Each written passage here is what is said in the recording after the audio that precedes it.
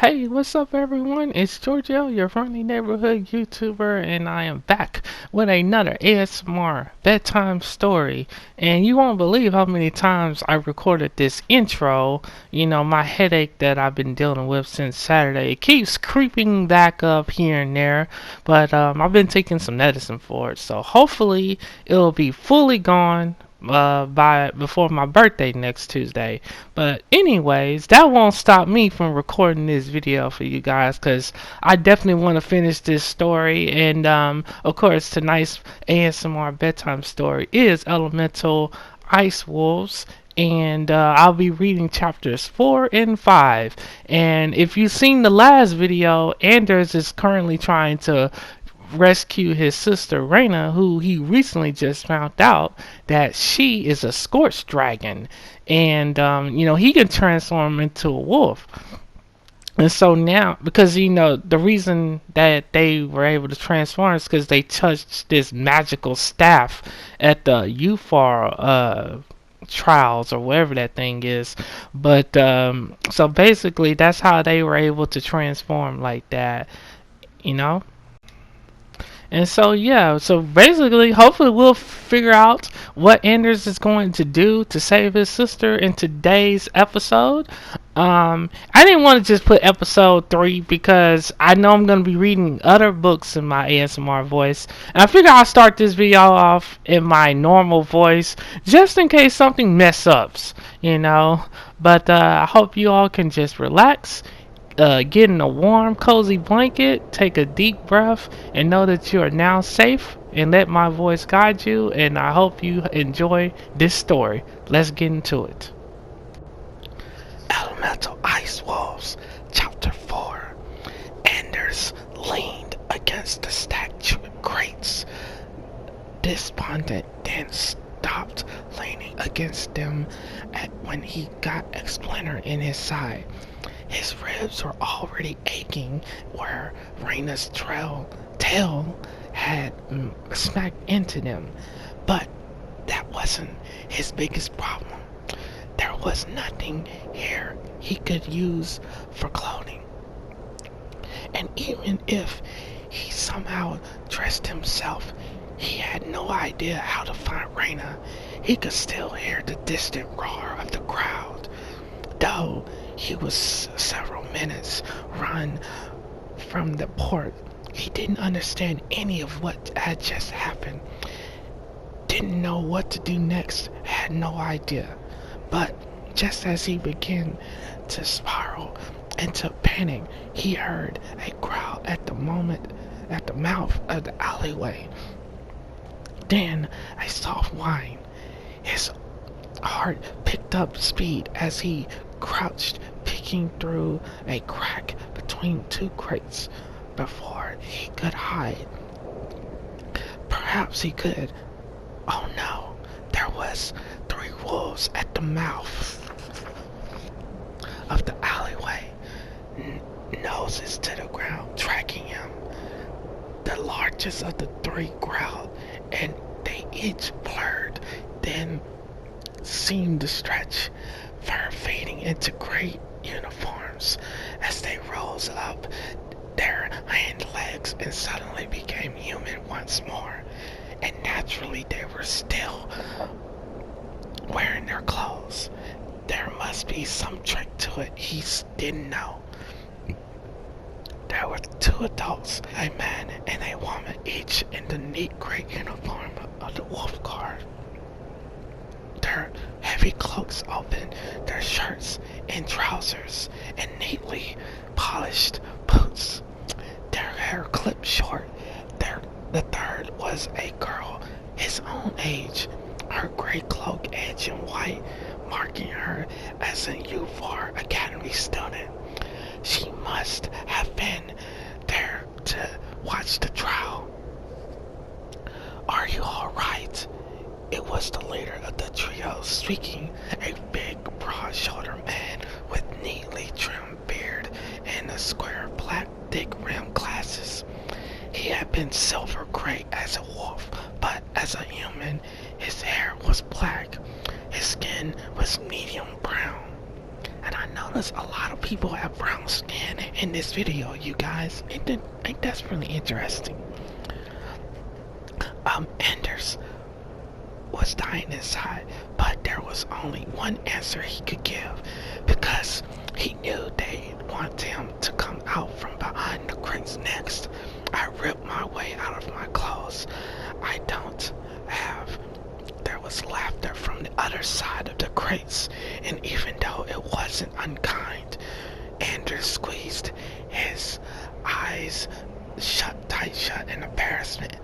Hold on, the man said.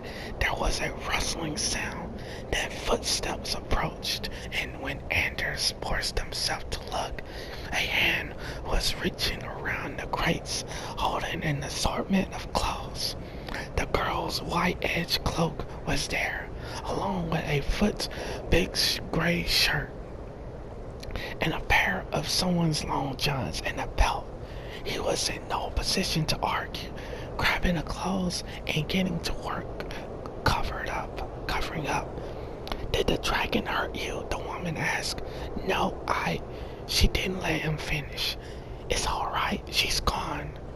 Anders opened his mouth and then closed it again. He already knew it was alright.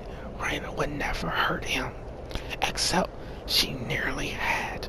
Instead of answering, he cinched the belt tight to keep the long johns up and pulled on the cloak over the shirt, puzzling for a few moments over how to fasten it. Now the shock was starting to wear off. He was getting properly cold, and he could feel his toes starting to turn numb. The three wolves were still tense as he walked out from behind the crates, but their concern wasn't directly at him. The leader was staring up at the sky while the woman watched the mouth of the alleyway. They were keeping watch for Rayna or some other new threat, he realized. Only the girl was looking at him, and she offered him a polite nod, reserved but friendly. She was about Rayna's height, but as weird as Anders was.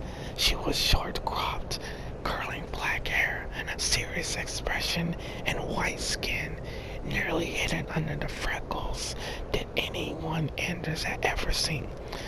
She looked none the colder for having given him her cloak, though she now stood there in her shirt sleeves.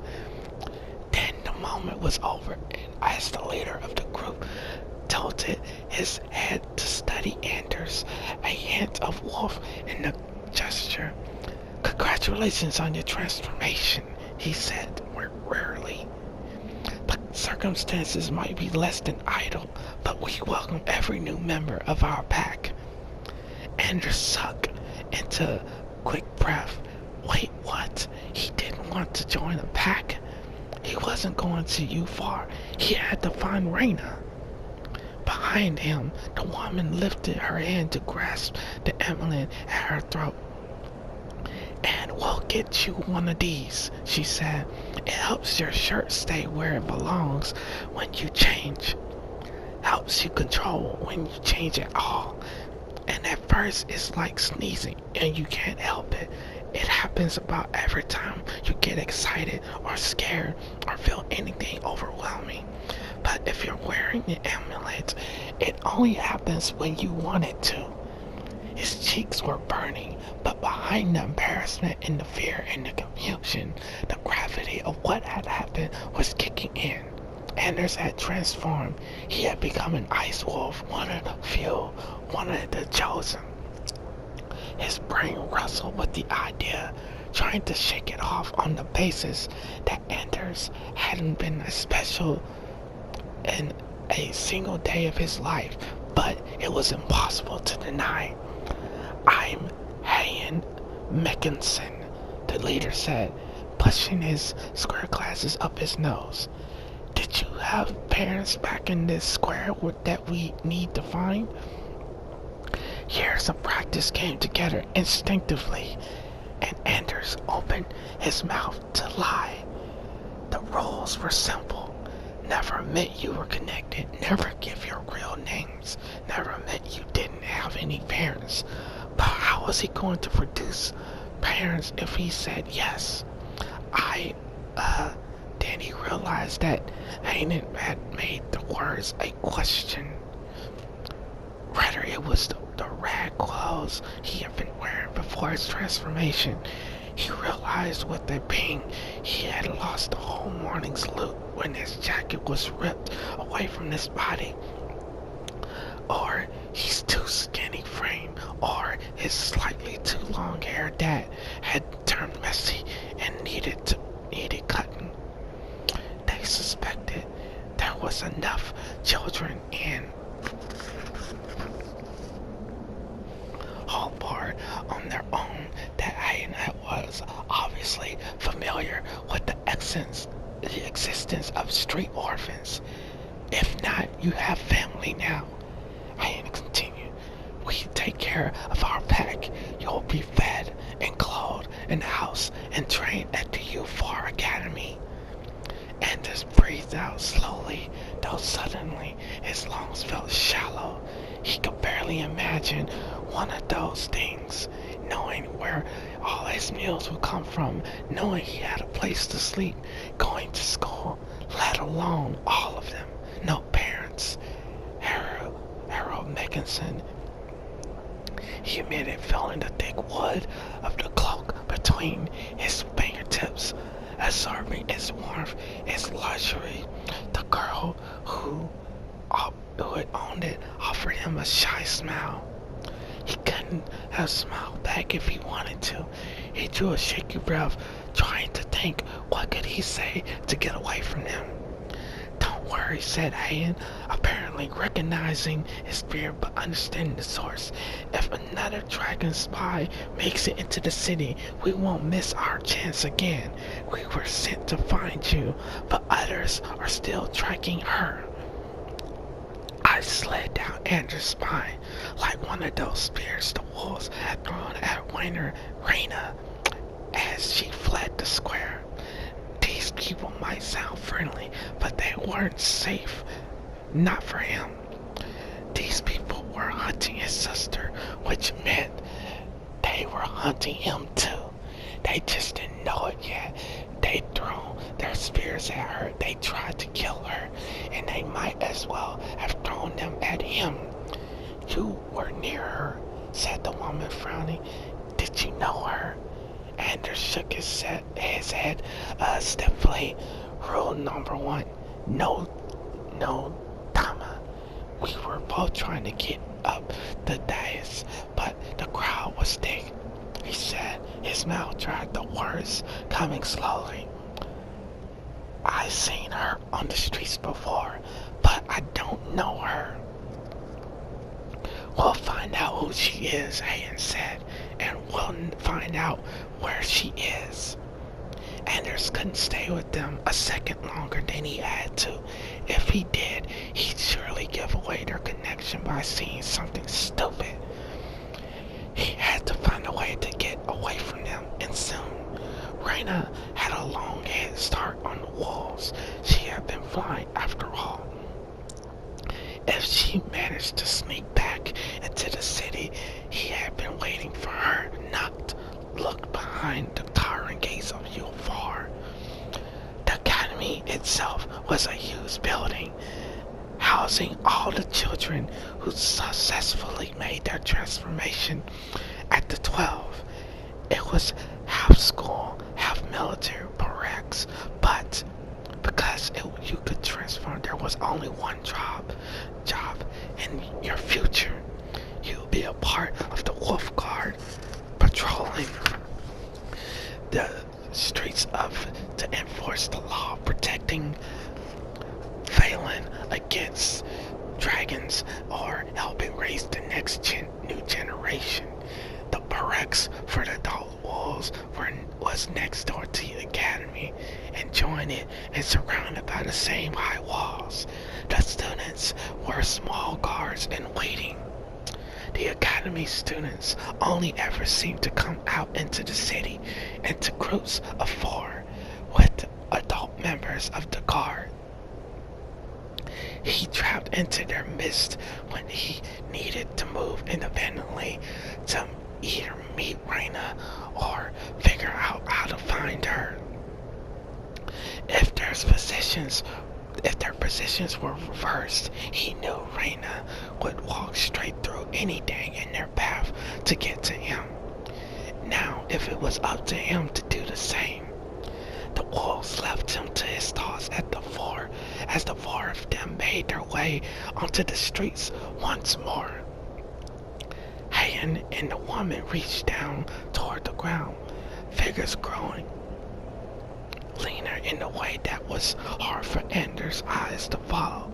It was as if his brain was telling him that what he was seeing was impossible, and therefore refusing to let him see it properly. By the time he finished that thought, there were wolves once more lifting their noses to scent any approaching threats. The change had felt to him like his body was on fire, but they made it look so easy.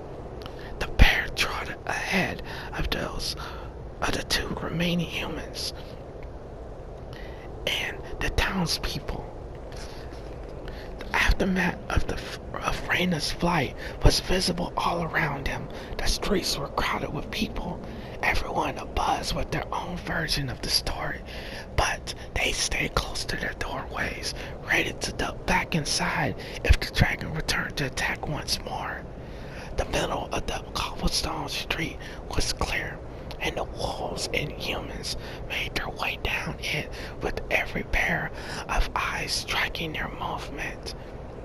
With the girl's cloak on over his makeshift clothes, Anders knew he looked like one of the guard. Except he knew he walked differently from the rest of them, just as he was different from them. There was a grace to their movements, something wolfish, even when they were humans. A confidence. They walked as if they knew people were watching.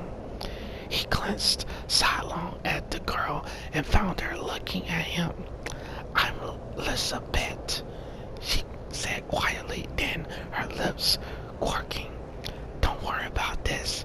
There's a reason they tell new students to stay in wolf form all the way back to the academy. There's always one that gets caught out every few years, and they don't have a dragon for an excuse. Just think, at least you didn't change back up on the dais." Anders felt himself go cold just thinking about that. She was right. He could have ended up naked in the middle of the docks. He literally had nightmares about that sort of thing. He knew she was trying to be nice, so he made himself try to smile back. Lisbeth was the only U4 student Anders had ever seen without a group of four, and he wondered if there was something special about her. He felt like he should introduce himself, but he couldn't remember a single made-up name to give her. "Thanks for the cloak," he whispered back, and instead she smiled again. "Oh, you guys, can't you see that? Anders got a little crush on this woman." I wonder if these two would get together, you guys. Let me know. He never seen a wolf smile before, or at least not in human form. Sometimes when they trotted through the streets of Hobart in pairs up on patrol, tongues lolling out, they seemed almost to be smiling at the fun of weaving through the crowd. But there was something gentle about this girl that didn't fit with the idea he had in his head of the academy students. Anders had never wondered before what happened to the children who made their transformation, but didn't want to fight or train or learn to salute or and patrol as the guard members. But now he did. He wasn't sure if these new questions were about Lisbeth or himself. They They turned the corner and he caught a glimpse of the dockside square where the trial of the staff had been held. He forgot about his speculation, his worries flooding back. The streets were more peopled now. Merchants and townspeople making their way out to gossip and gawk at the wreckage of the dais, though everybody kept one careful eye on the sky. In a minute, they'd be in the time in the square, where they would be even more wolves. And then it passed to the academy. How would he ever get away then? Anders cast his gaze around desperately for a diversion. He needed something to give him a moment's head start. If he was going to run, if this had been any other day, if he had been in any other scrape, Rayna would have been out there keeping pace with him, ready to cause chaos at just the right moment. Now, with the seconds ticking away, Anders was stuck on his own. This kind of thing never went right for him. He scanned the crowd, hunting for an ally. Plenty of the children who ran wild on Phelan's streets like Anders and Rayna spent their time around the docks for exactly the same reason he and his twin did. The crowds were thick, the pickings were good, and there were always a labyrinth of alleyways and rooftops over which you could escape if things went wrong. Now, Anders needed just one of them to show up. He didn't exactly have what he called friends when you were competing for scraps. Temporary alliances were usually the best you could expect in any way. He'd always had Rayna. Right now, he just needed someone, anyone. There were only a dozen steps away from the square where he spotted Gerald, the pickpocket he'd seen with Rayna on the rooftops of trifling square. They'd never known each other well, but they met plenty of times. Gerald's gaze nearly skipped straight past him, and he was in Grey Wolf cloak. Nobody was stupid enough to pickpocket a wolf. Gerald's eye popped wide when he realized it was Anders in the white-trimmed Grey Wolf uniform, and he stumbled back. He stumbled a step, ricocheting off of a woman who was busy muscling a huge barrel of silver fish into place, bringing her wares back out now that the danger was past. Anders didn't waste a moment. He left his right hand to make a fist and extended his thumb to touch it to his right ear. "Help me," that signal said. "It's urgent." According to the rules of the street, this was the most important signal there was.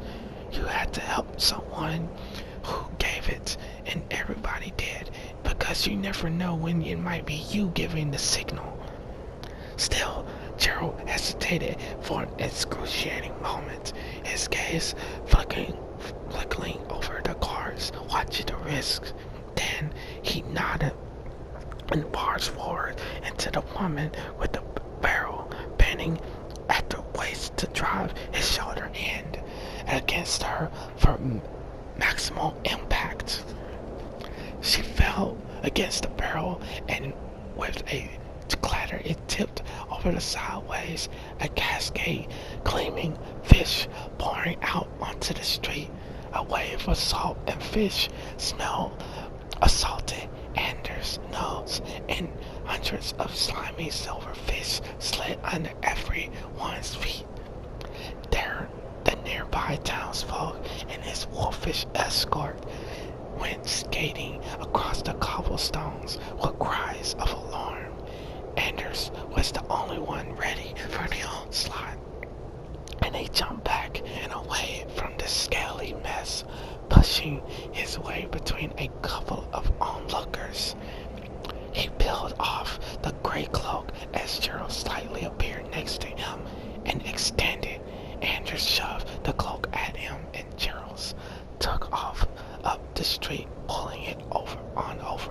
pegged shirt. Anders stuck behind a pair of men as silver gray wolf. If he knew he must be hanging, took off after Gerald. The others close behind him, hoping the smell of the fish would block his scent. Anders clambered up onto a stack of wooden crates outside the next shop along. He glanced back to make sure the wolves hadn't spotted him. Then he reached for the window frame on the second floor. His bare feet was almost numb, and for a dizzying moment, Anders swung from one arm, trying to make his leg lift and his toes grip. Then his foot connected, and he was reaching for the gutters. Pulling himself up to the safety of the rooftop metal, he rolled onto his back on arms spread wide, ignoring the snowy ledge that was slowly soaking through his borrowed clothes. If Gerald could get away from the wolves, he probably could, since he was fast and he could climb where they couldn't. And then the cloak would be a reward for his help. It was warmer than anything Anders had ever known. A quick dunk into the vat of dye, and it would be unrecognizable. In the meantime, Anders would stay up on the rooftops until he was clear off the square. His mind was spinning and grasping as at new facts, and then tossing them as if they were supposed to somehow help everyone make sense. I transformed into an ice wolf. Rayna transformed into a scorched dragon, but we're twins, so that's impossible. Whether it was some trick of the dragons or some kind of mistake, he didn't know, and he didn't know how to start figuring it out. He pushed to his feet, picking his way across the grass, keeping away from the edge of the roof to be sure nobody would see him. He had to find his sister. That was all that mattered. Chapter 5. The next morning, Anders was still searching. He stolen a pair of boots from the mud rack in the courtyard of a house the night before, and pulled his spare trousers, even more thread-worn than the ones he lost, from where he kept them stashed in a butcher's roof. And as it had grown darker, he missed the coat he left behind at the docks, and the loot in the pockets that would have brought him super. He had felt bad about stealing the boots, and since the home clearly wasn't a rich one, there wasn't much choice. He and Rayna had a dozen prearranged places to meet if things went bad, or to leave each other messages and instructions. If there was a way of finding out each other when they had to run for it and couldn't stay together. Slowly hopping against hope that Rayna had somehow managed to turn him human again and made her way back into the city. Anders had worked his way through most of them the night before. He climbed over the rooftop meadows and dodged patrolling members of the wolf guard in the streets, and his heart sank a little further every time a meeting place turned up nothing. He waited for somebody who had recognized her at the docks to start a rumor that the dragon had been Rayna, but so far in that, at least, they've been lucky. Eventually, he curled up into the long grass in the lee of the chimney stack for warmth, and tried to snatch what sleep he could as he waited for dawn. This morning, he woken up to find guests staring at him from a safe distance. The black cat was seated by a patch of bright yellow and white flame flowers, named for the colors of a dragon's flame. Their buds still close in the early morning light, and somewhere nearby hers must be growing, because Anders could smell the sharp tang of sugar and berries. It felt like a little weight off his chest seeing a familiar face, even if it was just a cat's. He reached out one stiff arm to click his fingers and called her. "Hey, kissy girl, come over here. We can help each other keep each other warm a little longer while we make a plan." It felt like having an ally just for a moment, like he wasn't Anders, who had transformed into a wolf, been chased through the city and lost his sister. Like he was just himself. He'd cuddle with Guess while he figured out what to do next. But Guess just stared at him with huge yellow eyes, and the tip of her tail slowly twitching, not moving an inch closer. "Come on," she whispered, clicking his fingers again, but she wasn't moving, so he forced himself onto his hands and knees, crawling a little nearer to her. His little pink nose twitched as he came closer, nostrils flaring as she took in his scent.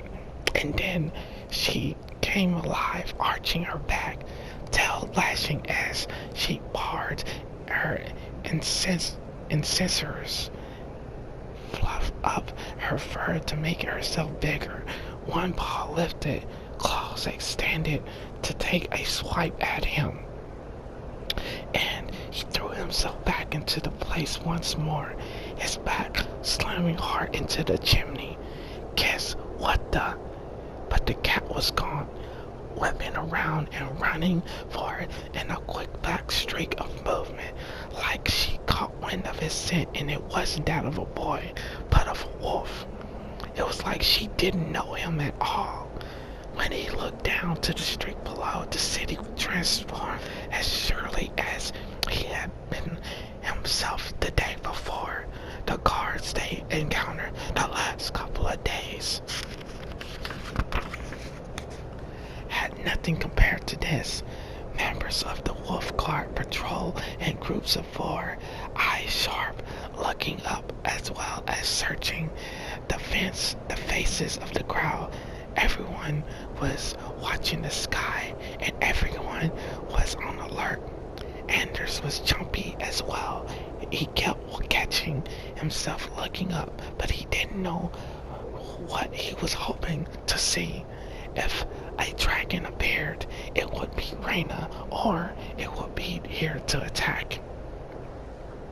Anders made his way stiffly down from the roof, jumping into a wagon full of hay, surprising the sleepy pony hitched to it.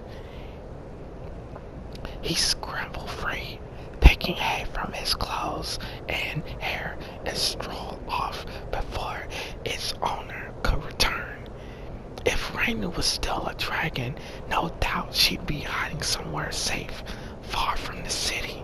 But he figured out how to change back from a wolf, and he had to hope she'd figured out how to get back to human form as well. If so, she had come from the farmland to the west, which meant he might still find her on the other side of the town. With so many wolves on patrol, and they sensed that she wouldn't risk making her way across the city to him. They stopped spending any time on the west side of the city more than a year ago. The homes there were too rich, and that meant the shabby twins were too easy to spot for what they were.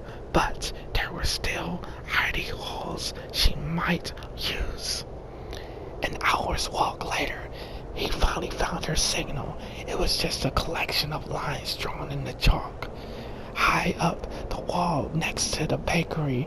It had to be from her, though no one else could have climbed up on top of the barrels, sat against the wall, and fished around under the eaves until they found the bit of chalk hidden there, and then drawn a picture in the exact spot they'd chosen.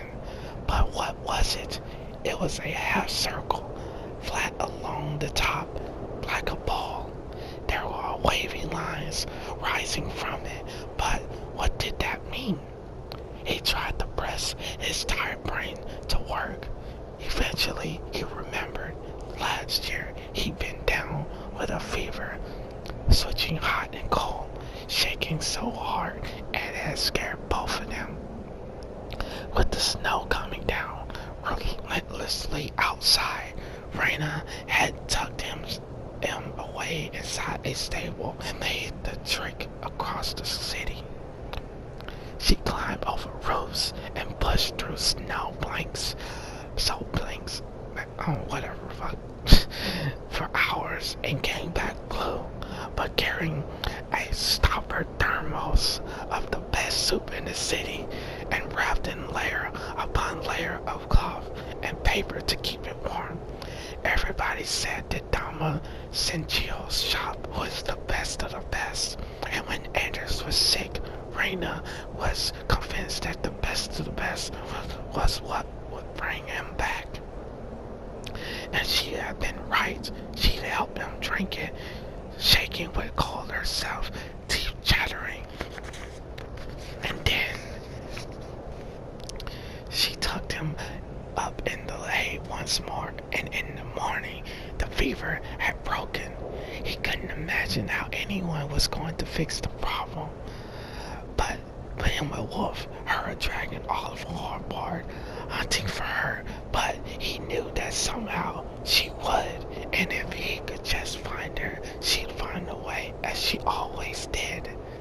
So now he knew where Rayna must be, and soon he was standing outside Dama Sencio's shop, and he could see the Dama and her staff inside, working over the steaming vats of the soup, and customers were scurrying out the door and down the street. He was just considering whether Rayna might be hiding in the lineway down the side of the building when he took the look up, and there by the gable window on the roof was his sister clad in a blue dress and watching him with her trademark grin. Something in his chest released. He almost let his knees give out so he could sink down to the street in sheer relief. But Rayna pointed toward the lane and then disappeared out of sight. He made his way around the corner frame of the house until her hands were reaching down to help him scramble onto the roof, and they could collapse together onto the grass and wrap their arms around each other. She already pilfered some soup and of course pilfered the money to buy it and produced the thermoses from where she concealed them by the gable window. The early spring flowers bobbed in a gentle bright breeze around them, and the rooftop metal stretching for the length of the whole block. The pair of them sat with their backs to the window out of the wind and let the soup warm them up as they spoke. I couldn't believe it. I ripped my way right out of my clothes, she was saying. By the time I figured out how to change back, I was naked in the middle of nowhere. Naked, Anders? She laughed, shaking her head. I didn't have a thing left except my hairpins. How do you suppose the wolves keep that from happening? But he couldn't get a word out about the ambulance before she was speaking again. Do you like my new dress? She held up a handful of the blue fabric for him to admire, her words tumbling out. Anders says, it's better than my old... Oh, actually, Rayna says, my bad. Rayna says, it's better than my old one, I think. So really, I came out ahead. I stole it from a clothesline, and I found a farm quite quickly. I hope it wasn't someone's best, he said, touching the fine fabric. He felt bad enough about the boots, but this dress was beautiful. Rayna shrugged. Well, we'll take care of us and let them take care of them. I couldn't get boots there, but I got them a lot closer to town. She took out her copper pins and wisp of curls escaping her braid and blew me around her face and dropped the pin into his hand. We've always said they must have a little bit of essence in them, she said as she turned it over in his fingers. It was finely crafted, beautifully forged, and the pink copper always shiny. Along one side were a series of tiny, intricate designs that they had always thought might be runes. Anders knew that the runes were what channeled the essence, the power that came from nature, from the earth itself, into artifacts. But if the pins were artifacts, they'd never shown the slightest hint of essence, except for having survived Rayna's transformation to a dragon. She had them as long as they could remember, maybe forever. And no matter how hungry the twins had been, they never traded them. They both instinctively that they were too viable. They both felt instinctively, my bad. They were the only thing that they had that might have come from their past. Anders handed back the pin, but as Rayna kept on at full speed, he couldn't help feeling the words were almost too gleeful, too cheery. This wasn't Rayna's usual confidence. Despite her cocky smile, Rayna had hugged him just as tight as he hugged her, and just wondered if for once she'd been afraid too. Somewhere behind that confidence, she was rattled, but Rayna didn't know any way forward except full speed ahead. Flying was incredible, she said. Incredible. Every muscle in my back is aching today, but oh, I can't describe it. Soaring, once you get the hang of it, I have to find a way to do it again. Anders had been so caught up in his hunt for her, in his exhaustion, and reeling at his own transformation, in his cold, stiff tiredness, and his worry that he hadn't had time to stop and think about anything but finding her since his mad flight from the dockside square. But now, as Rayna spoke, and Anders did think, did you see them all run away from me? She asked. They were panicking. It was almost funny. I saw one man ran straight into a building, little wolves and people scattered all over the place. Anders sipped his soup, not sure how to reply to that. Rayna had always been sharper around the edges than he was, but she'd never been hard-hearted. Now, though, she seemed to think that transforming into a dragon had been some sort of game. Was it bravado, or was she really more excited about flying, about her new dress, than this could have meant? I thought for a moment the guards were going to really hurt me, she was saying when he started listening again. The ice bears, the wolves throw. Did you see them? I got bruises all up and down my leg from where they hit me. And there's a horrible cut on my side. Still, she continued with a laugh. I don't think much of their aim. They're still haunting you, he said, so quietly she could almost miss it. They're what? I was looking for you all over the city, and I heard the rumors everywhere. The wolves are hunting you. There are patrols on every street, he said. Everyone's eyes are on the sky. They're saying you're a scorched dragon spy. The next time they'll be ready. But I haven't done anything wrong, she protested, indignant. I might have transformed, but I'm not like dragons are. I don't want to hurt anybody. I didn't even mean to transform.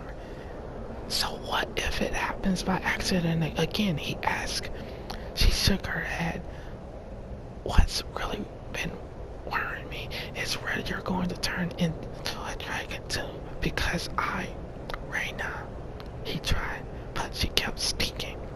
I thought about it and Rayna, he repeated, louder this time, and she stopped in surprise. I didn't become a scorched dragon, he said quietly, forcing himself to meet her eyes.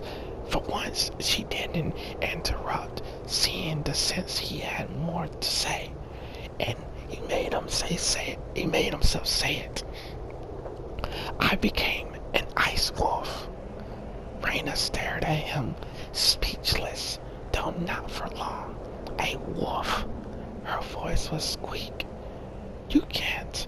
A family can only be one, dragon or wolf.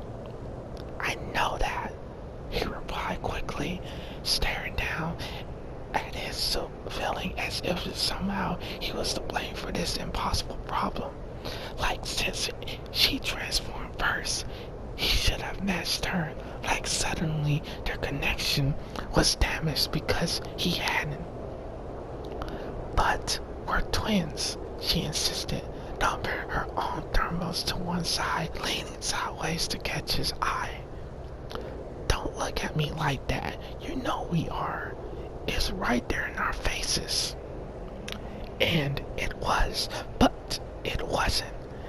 They really didn't look that similar, but if they knew where to look, there were small things. They both had exactly the same dimple in their right cheek, the same strong brows, the same long eyelashes.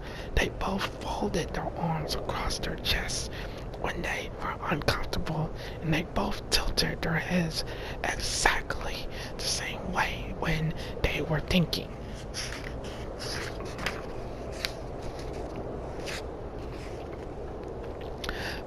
Many other people and Phelan had dimples, asked a tiny voice in the back of his mind. Did you learn to fold your arms that way from watching her? Rayna was in every memory Anders had, from sharing a crib together at the orphanage to the time they ran away when they were 6 because the woman in charge wanted to separate them. To today, Anders grabbed hold of that tiny, nasty voice with both hands and shoved it into a mental box, nailing the lid down tight. Rayna was his sister. She had always had been, and she always would be. Thank you all for listening to this. Sorry about my grammar or reading errors. You know, the dialogue, the way that the words are positioned in this story is very, complicated at times. It's more of a young adult fantasy book, but hey, I tried my best. And I hope you all sleep well and know that you're special, that you're wonderful, and that you can do anything you put your mind to.